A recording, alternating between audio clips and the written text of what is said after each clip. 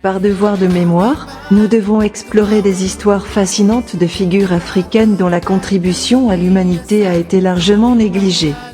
Dans cette vidéo, nous allons parler de Stephen Biko.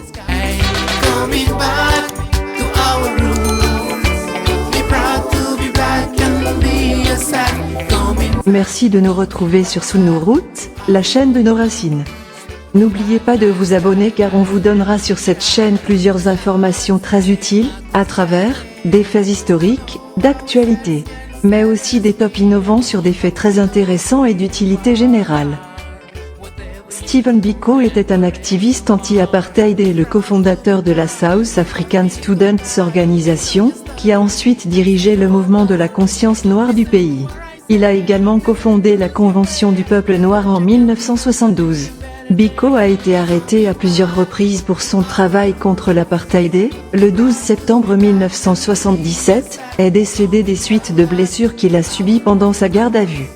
1. Jeunesse. Bantu Stephen Biko est né le 18 décembre 1946 à King Williamstown, en Afrique du Sud, dans l'actuelle province du Cap-Oriental. Politiquement actif à un jeune âge, Biko a été expulsé du lycée pour son activisme, puis inscrit au St. Francis College dans la région de Mariannhill au KwaZulu-Natal. Après avoir obtenu son diplôme à St. Francis en 1966, Biko a commencé à fréquenter la faculté de médecine de l'université, où il est devenu actif avec l'Union nationale des étudiants sud-africains, une organisation multiraciale qui plaide pour l'amélioration des droits des citoyens noirs. 2.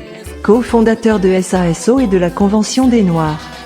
En 1968, Biko a cofondé la South African Students Organisation, une organisation étudiante entièrement noire se concentrant sur la résistance à l'apartheid, et a ensuite dirigé le tout nouveau Black Consciousness Movement en Afrique du Sud.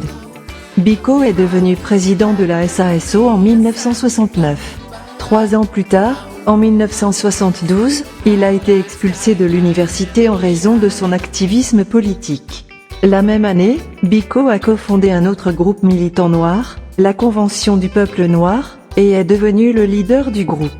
Ce groupe allait devenir l'organisation centrale du Black Consciousness Movement, qui a continué de gagner du terrain dans tout le pays au cours des années 1970. En 1973, Biko a été isolé par le régime de l'apartheid. Il lui était interdit d'écrire ou de parler en public, de parler avec des représentants des médias ou de parler à plus d'une personne à la fois, entre autres restrictions.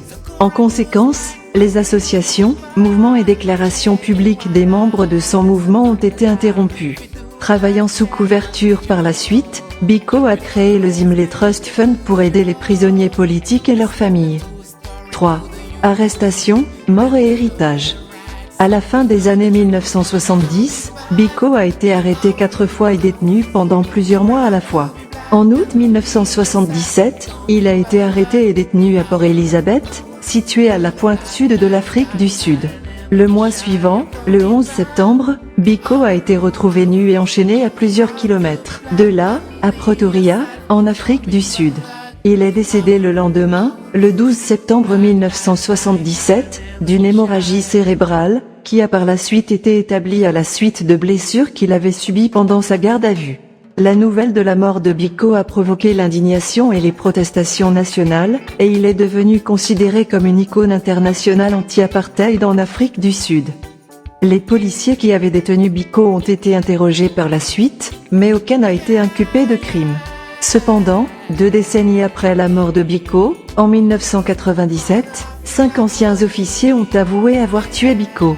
Les officiers auraient déposé des demandes d'amnistie auprès de la Commission de vérité et réconciliation après que des enquêtes les aient impliqués dans la mort de Biko, mais l'amnistie a été refusée en 1999. Vie privée.